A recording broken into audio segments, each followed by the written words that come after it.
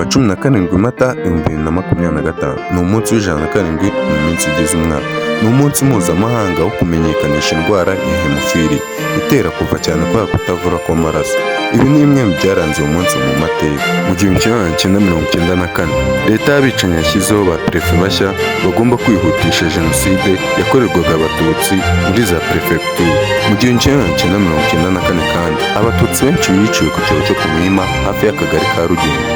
2017 kandi nibwo hashinzwe urwego rw'ubugenzacyaha RIB rwari rwarahawe umwaka umwe wo kwitegura maze rugatangira imirimo yarwo kuri 20 Mata 2018. Kandi inteko nshingamategeko y'u Rwanda yatoye inemeza Paul Kagame nka perezida wa Repubulika y'u Rwanda. Mu gihe cy'inzibacyuho cyarangiye atorewe kuyobora manda y'imyaka 7 mu matora rusange yabaye kuwa 25 Kanama 2003. Mu 1961 abanyakuba bari mu buhungiro bashyigikiwe n'ikigo cy'ubutasi cya Leta Zunze Ubumwe za Amerika CIA kikanabaha n'imyitozo. Bagabye igitero kuri Cuba bagamije gukuraho Fidel Castro ku butegetsi.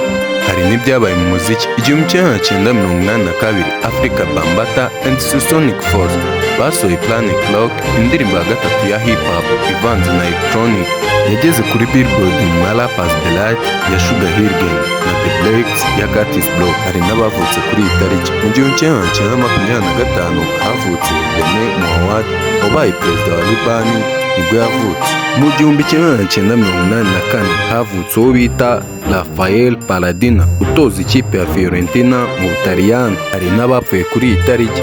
Mu 2018 hari uwo bita Barbara Bush, madamu wahoze ayobora Leta Zunze Ubumwe za Amerika George Walker Bush. 2019 hari uwo bita Alan Galassi wabaye perezida wa Peru nibwo yitabye Imana. Njye mwumvaga nari Dr. Kanyarwanda nk'uko bisanzwe. Mukomeze mukore subscribe kuri channel yacu. Ibiganiro byacu byo nakagaruka. Ciao ciao.